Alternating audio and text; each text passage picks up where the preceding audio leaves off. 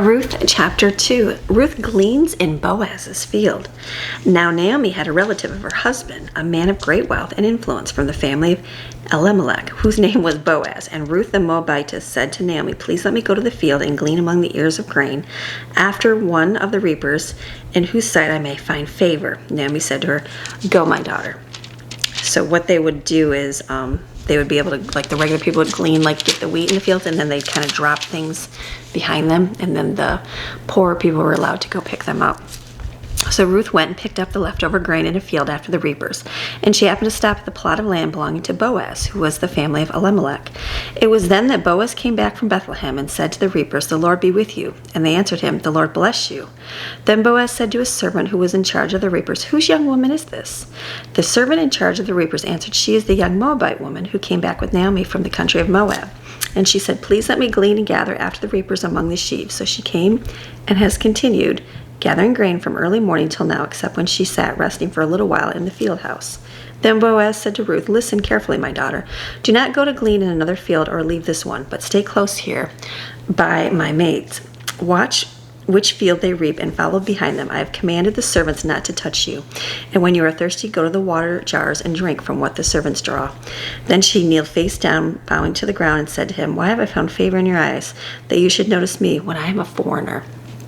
Boaz answered her, "I have been made fully aware of everything you have done for your mother-in-law since the death of your husband, and now you have left your father and mother and the land of your birth and have come to a people that you did not know before.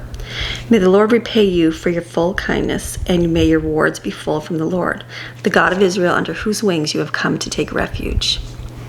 Taking refuge under God's wings, going places that you don't want to be at, but just following because you trust in God. Then she said, "Let me find favor in your sight, my lord, for you have comforted me and have spoken kindly to your maidservant, though I am not as one of your maidservants." At mealtime, Boaz said to her, "Come over here and eat some bread and dip your bread in the vinegar." So she sat beside the reapers, and he served her roasted grain, and she ate until she was satisfied, and she had some left for Naomi. When she got up to glean, Boaz ordered his servants, "Let her glean even among the sheaves, and do not insult her. Also, you shall purposely pull out some of your stalks of grain from the sheaves and leave them so that she may collect them, and do not rebuke her." So she gleaned in the field until evening. Then she beat out what she had gleaned, and it was about an ephah of barley. She picked it up and went into the city, and her mother-in-law saw what she had gleaned. Ruth also took out and gave it to Naomi what she had saved after she had eaten and was satisfied. Her mother-in-law said to her, "Where did you glean today? Where did you work? Blessed be the man who took notice of you." So she told her mother-in-law with whom she had worked, and said, "The name of the man with whom I worked today was Boaz." Naomi said to her daughter-in-law, "May he be blessed of the Lord, who has not ceased his kindness for the living and to the dead." Again Naomi said to her, "The man is one of our closest relatives, one who has the right to redeem us."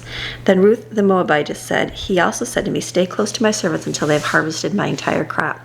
Naomi said to Ruth, "It is good, for my daughter, for you to go out to work with his maids, so that others do not assault you in another field." So she stayed close to the maids of Boaz, gleaning until the end of the barley and wheat harvest, and she lived with her mother-in-law.